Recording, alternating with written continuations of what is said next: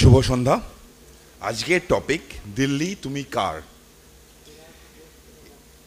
NDA নাকি INDIA অ্যালায়েন্সের। এখানে অভিষেক দা ছিল আমাদের, হ্যাঁ অভিষেক ব্যানার্জি, তৃণমূলের অভিষেক ব্যানার্জি না, কংগ্রেসের অভিষেক ব্যানার্জি। সে অভিষেক ব্যানার্জি এত কথা বলে গেলেন, খালি সাহস করে এইটুকু বলতে পারলেন না, না এইবার অন্তত ক্ষমতায় আমরা আসছি, মানে ইন্ডি অ্যালায়েন্স আসছে, এরা বলা সাহস তার হলো না। একটা দেখুন, লয়ার তো, লটা একটু একটু বুঝি, বেশি বুঝি না, অল্প অল্প বুঝি। তো ইন্ডিয়ান মেজরিটি অ্যাক্টে একটা ছেলেদের এজ অফ ম্যারেজ হচ্ছে 21 বছর। তো ব্যাপারটা দাঁড়িয়ে গেছে এরকম, 1 বছর বয়সী 21টা ছেলে একসাথে বলছে আমরা মেজর হয়ে গেছে, আমাদের বিয়ে দিয়ে দাও। 1 বছর বয়সী 21টা ছেলে এসে বলছে আমরা মেজর, একসাথে বিয়ে দিয়ে দাও। এই অ্যালায়েন্স আজকে এরা নাম হয়েছে ইন্ডি অ্যালায়েন্স। এই অ্যালায়েন্সটা তো আমরা আগেও দেখেছি। 19শে ব্রিগেড ভুলে গেছে নাকি মানুষ?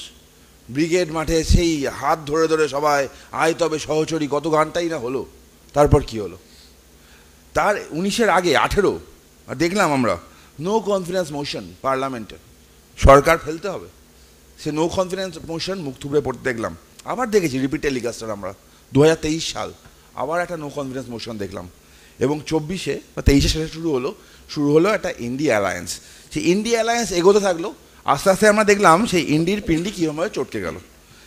কীরকম আর অদ্ভুত জিনিস। আমি লার্জার পিকচার আসছি, তারপর রাজ্যে আসছি। এই কংগ্রেস আর আপ দিয়ে শুরু করি আগে, দুটো জাতীয় দল আপাতত। সেই কংগ্রেস আর আপ, দিল্লিতে আপ বরাবর অভিযোগ করে আসলো কংগ্রেসের বিরুদ্ধে, কংগ্রেস বরাবর অভিযোগ করে আসলো, কয়েকদিন আগেও অভিযোগ করলো না এই সরকারটা মদ বিক্রি করে চলছে, এদের লিকার পলিসি খারাপ। প্রেস কনফারেন্স হলো, প্রেস কনফারেন্সে খালি থামেনি, এরা কমপ্লেন পর্যন্ত ফাইল করলো। আজকে যখন কেজরিওয়াল অ্যারেস্ট হচ্ছে, তখন কংগ্রেস বলছে না এটা বাজে হয়ে যাচ্ছে, এটা উচিত হয়নি। এই বাম কংগ্রেস, আবার আসি তৃণমূল এবং আপ, বড় এখন কেজরিওয়ালের বর্দি হয়েছে মমতা বন্দ্যোপাধ্যায়। যখন গোয়ায় ভোট লড়তে গেল, এই তৃণমূলের বিরুদ্ধে গোয়াতে পোস্টারগুলো বা আপের বক্তব্যগুলো আমাদের মনে আছে।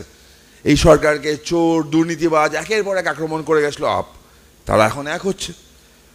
বাম কংগ্রেসের একে অপরের বিরুদ্ধে লড়াই তো আমরা মানে ভুলে যাইনি কেউ। এ তো কয়েকটা বছর আগেও 2011 যখন সরকার পরিবর্তন হলো, এই কংগ্রেস আর তৃণমূলের জোট সরকার আসলো পশ্চিমবঙ্গে, তাদের বিস্তর অভিযোগ থাকলো এই বামফ্রন্টের এগেনস্টে। কি থাকলো? বামফ্রন্টরা এটা করেছে, তাদের একের পর এক স্ক্যাম, একের পর এক দুর্নীতি, সাঁইবাড়ি, মরিচঝাপি, কত সব কথা।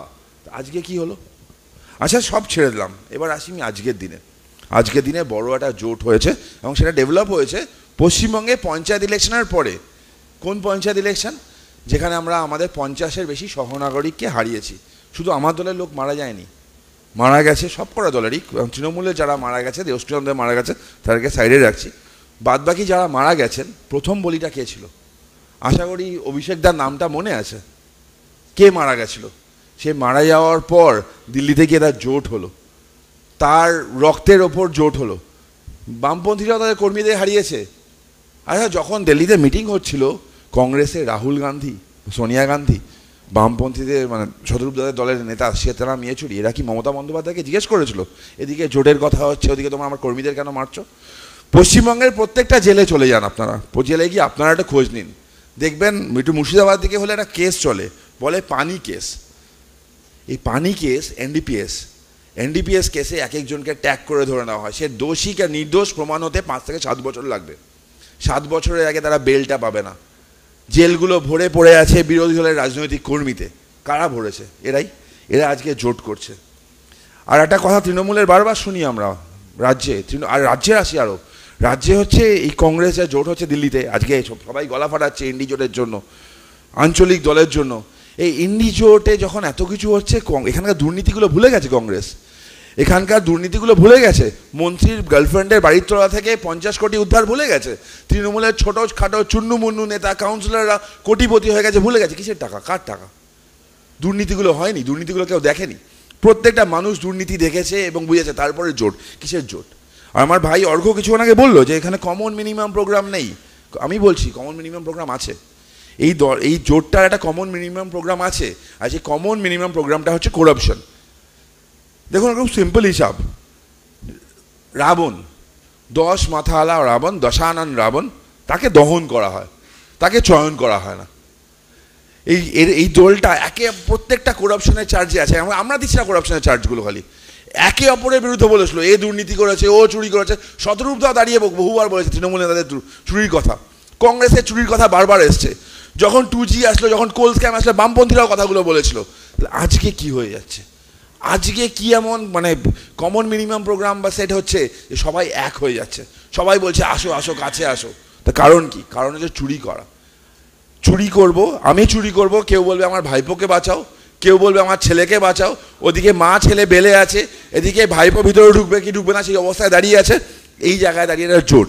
ভারতবর্ষ আজকে জানে, ভারতবর্ষের প্রত্যেকটা মানুষ, এই দর্শক যারা দেখে তারা জানে, একটা ভারতবর্ষ একটা মজবুত সরকার চায়, একটা মজবুত সরকার চায় না। একটা মজবুত সরকার হলে নেতাদের ছেলে মেয়েদের বাঁচানোর জন্য টাইম চলে যাবে, সরকার তার কাজ করতে পারবে না। আর ইন্ডি জোট এর জন্য আসার কোনো জায়গা নেই, মানুষের চিন্তা ভাবনাও নেই এরকম একটা জোট কেটে খিচুড়ি সরকার পশ্চিমবঙ্গে বা ভারতবর্ষে আসবে, এরকম খিচুড়ি সরকার দেশ চালাবে, হতে পারে না। আর একটা কথা মানে আমাদের তৃণমূল থেকে বারবার বলা হয়, একটা স্লোগান ওঠে, দিল্লি যাবে হাওয়াই চটি, দিল্লি যাবে হাওয়াই চটি।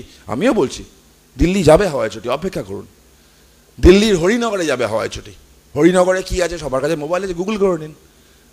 ভারত বিখ্যাত জেল তিহার জেলটা হরিনগরেই আছে এবং সেখানেই যাবে হাওয়াই চটি। এই হাওয়াই চটির ভবিষ্যৎ সেখানেই আছে।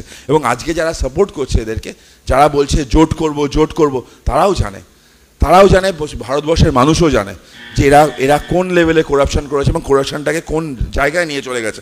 আমি আবার বলছি, ভারতবর্ষ মানুষ তার মুড সেট করে নিয়েছে, ভারতবর্ষের মানুষ ঠিক করে নিয়েছে তৃতীয়বারের জন্য বিপুল সংখ্যাগরিষ্ঠতা নিয়ে এনডিএ সরকার ক্ষমতায় আছে এবং দেশের প্রধানমন্ত্রী হচ্ছেন মাননীয় নরেন্দ্র মোদী মহাশয়।